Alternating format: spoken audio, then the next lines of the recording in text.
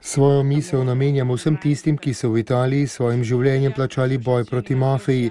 Tako je papež Frančišek začel nagovor poslancem in senatorjem članom parlamentarne protimafijske komisije. Med drugim je dejal, da je izhodišče vedno človekovo srce, njegovi odnosi, njegove navezanosti.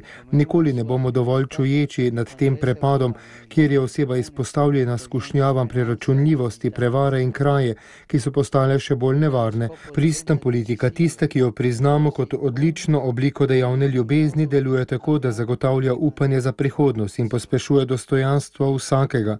Zaradi tega tudi čuti bolj proti mafijam kot eno svojih prioritet, saj le-te kradejo skupno dobro, odvzemajo upanje in dostojanstvo človeškim osebam.